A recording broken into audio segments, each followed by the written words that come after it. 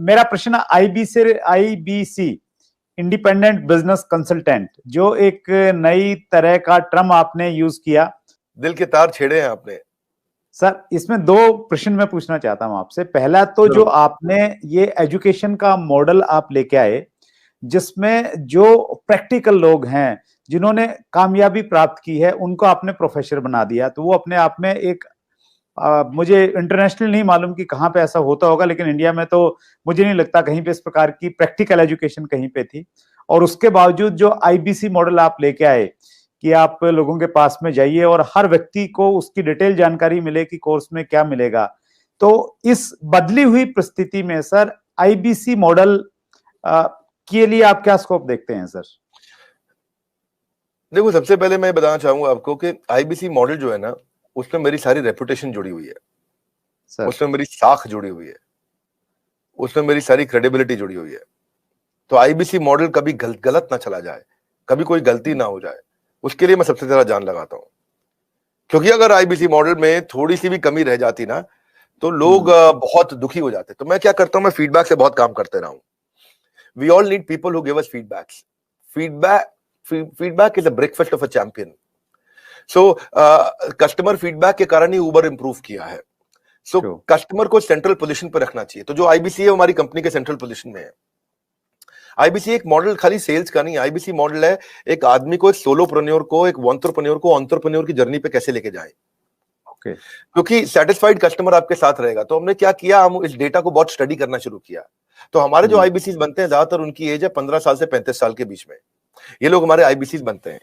और जब भी आईबीसी बनते हैं तो उसके बाद फिर जो है ना, the best way to look back is to get the feedback. तो मैंने फीडबैक पे काम किया, एनपीएस पे काम किया, नेट प्रमोटर स्कोर पे, लॉयल्टी स्कोर पे। और उस पर जब काम किया, जितना मेरा नेट प्रमोटर स्कोर, मेरा लॉयल्टी स्कोर, मेरे जो आईबीसी जितने मेरे साथ लॉयल रहेंगे, जितना मैं उनको अपने साथ में रोक सकूंगा, तो मेरे को सारी एक्यूरेट मेथोडोलॉजी बिल्ड करनी थी, यूनिवर्सल मेथोडोलॉजी बिल्ड करनी थी कि मैं फीडबैक लेते रहूं, उनसे बात करते रहूं। हमने अग्रवाल पैकर मूवर से भी सुना, सबसे सुना, हम सबसे देखते आ रहे हैं कि ग्रीवेंस मैनेजमेंट पे काम करना चाहिए। तो मैंने ग्रीवेंस मैनेजमेंट पे काम किया अपने आईबीसी के साथ में। क्योंकि कहते हैं किसी if you can't solve find someone who can solve it quickly. तो मैं टेक्नोलॉजी बहुत बिल्ड करी।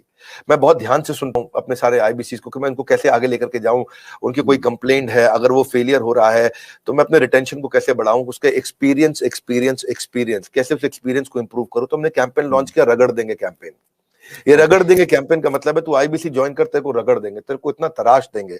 People don't care how much you know, they know how much you care. लोगों को इस बात की परवाह नहीं कि आपको जानकारी कितनी है, पर उनको जानकारी है कि आपको उनकी परवाह कितनी है। तो हम उनकी परवाह करते हैं। हम फर्स्ट कॉल रेजोल्यूशन पे काम किया हमने। फर्स्ट कॉल रेजोल्यूशन मतलब पहला फोन आए कि मैं इस तकलीफ में हूं, तो जितना मेरा फर्स्ट कॉल रेजोल्यूशन यानी कि पहली कॉल पे ही मैं उसकी प्रॉब्लम सॉल्व कर दूं, जितना मेरा एफसीआर रेट हायर रहेगा, उतना मेरा कस्टमर सेटिस्फाइड होगा, मेरा लॉयल्टी स्कोर बढ़ेगा और मेरे आईबीसी मेरे साथ में जोड़ता है और हम उसको बिल्ड करते हैं। तो इसको हमने नॉर्मल डायरेक्ट सेलिंग मॉडल की तरह नहीं रखा कभी भी। हमने इसको एक एंटरप्रेन्योरशिप, हम एक रियल कॉर्पोरेट की तरह इसको बिल्ड किया, सॉलिड कॉर्पोरेट की तरह। देखो सुरेंद्र जी, बिजनेस की हमें अच्छी जानकारी है। भगवान की कृपा से मैंने हजारों लाखों बिजनेसेस को ठीक किया है, कम से कम हजारों तो किया है। 15 मिनट से 10 मिनट से ज्यादा नहीं लगते मुझे एक बिजनेस में कि वो फेल क्यों हुआ है बताने में। और उसके लिए लोग मुझको पैसा देते हैं, 15-15 मिनट के बहुत पैसा देता है लोग मेरे को आज। तो अगर इतना बिजनेस की जानकारी है तो कुछ तो अपने बिजनेस में भी उसको इन्वेस्ट करते हैं हम लोग। तो हमने फर्स्ट कॉल रेजोल्यूशन पे काम किया कि हम लोग तेजी के साथ पे काम करें। तो फर्स्ट कॉल रेजोल्यूशन में मैंने ट्रेन किया, अपने एजेंट्स को ट्रेन किया, हमने उनको रेजोल्यूशंस बिल्ड करने के तरीके निकाले, वेट टाइम को खत्म किया, कोई हमें फोन करे तो कॉल वेटिंग पे ना जाए, हमने उसको कैसे फर्स्ट टाइम राइट कर सके हम लोग। तो एफटीआर और एफसीआर इन सब पे काम किया। टर्न अराउंड टाइम बोलते हैं टैट, कि मेरे को अगर कॉल आया तो मैं कितनी जल्दी टर्न अराउंड कर सकता हूं, अगर कोई प्रॉब्लम को मुझे इंटरनली सॉल्व करनी है तो मैं कितनी जल्दी टर्न अराउंड कर सकता हूं। तो आईबीसी के लिए मैंने पूरा कॉर्पोरेट बिल्ड कर दिया, देश के टॉप लीडर्स लेके आया। मेरी जो सर्विस हेड है वो पहले एयरटेल की सर्विस हेड हुआ करती थी। हमारे जो सर्विस मैनेजर्स हैं, कोई स्विगी से आया है, कोई जोमेटो से आया है, कोई सर्विस मैनेजर वहां से आया, क्या बोलते हैं, ओला से आया, कोई उबर से आया, कोई कहीं से आया, सब जगह से हमने बेस्ट टॉप स्टार्टअप से हमने सारे सर्विस मैनेजर्स लिए। और कोई भी क्वेरी को अनरिजॉल्व नहीं छोड़ते हम लोग, वो सुसाइडल है। अगर कोई भी किसी का क्वेश्चन आया उसको सॉल्व नहीं कर पाए, सुसाइडल है। आपको पता है आज सारी एमएलएम कंपनीज क्यों डूबती है? नंबर 1 टॉप कारण है नेगेटिविटी। जिस समय किसी एमएलएम में नेगेटिविटी फैल जाती है वो खत्म हो जाती है, गेम ओवर हो जाता है। तो हमें ये सब चीजें देखी है, हमने ऑब्जर्व करी हैं। तो हम चाहते थे keeping a query unresolved for too long is suicidal, तो वो नहीं करना कभी भी। उसके लिए हमने क्या किया, स्पेसिफाइड इंसेंटिव्स दिए कि अगर आप सेम डे इमीडिएट रेजोल्यूशन देते हैं तो हमने कंप्लेंट मैनेजमेंट सिस्टम लॉन्च किया, सीएमएस।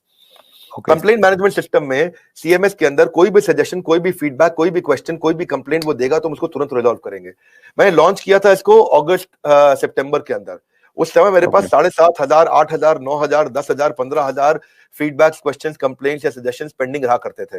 लेकिन हमने क्या किया, उसको तेजी से हमने काम किया, उस पर लीडरशिप बिल्ड करते गए। इसके लिए पूरा सर्विस सेंटर बड़ा क्रिएट कर दिया, लोगों के कोर्सेज, हमने ये देखना शुरू किया कि कहां कहां बड़ी टिकट्स आ रही है, कौन कौन से बकेट्स हैं, उन बकेट्स को हम कैसे रिजॉल्व करें।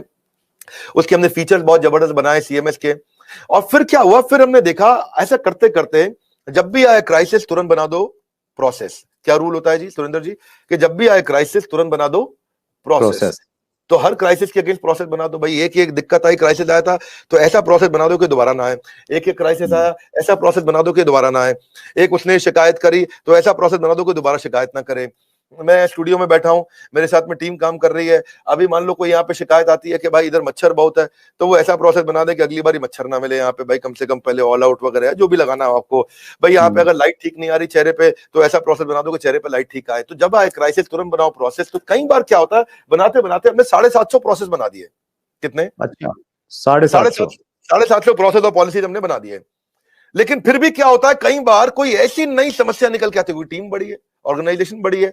आज हमारे 100 से ज्यादा ऑफिस हो गए हैं, अब आई थिंक 102, 104 ऑफिस हो चुके हैं हमारे, और 250 ऑफिस हो जाएंगे अगले 2 क्वार्टर के अंदर, क्योंकि हर जगह से फ्रेंचाइजी की रिक्वायरमेंट आ रही है।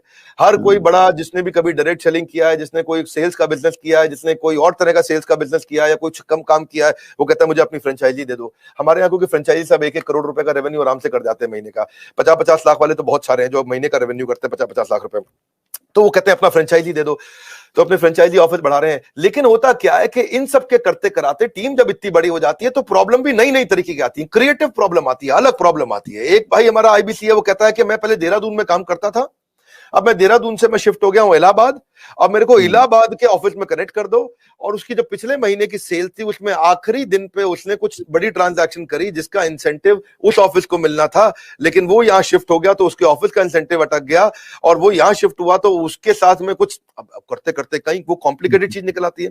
तो 751वां प्रोसेस चाहिए इसके लिए, 752वां प्रोसेस चाहिए, ये 753वां नया क्राइसिस आया है, तो उस क्राइसिस के अगेंस्ट नया प्रोसेस चाहिए। तो हमने नया टीम बना दिया, उसको बोलते हैं E-Cube, empathetic execution of exception. E empathy मतलब परानुभूति, सहानुभूति के साथ। एग्जीक्यूशन मतलब तेज फटाफट डिसीजन।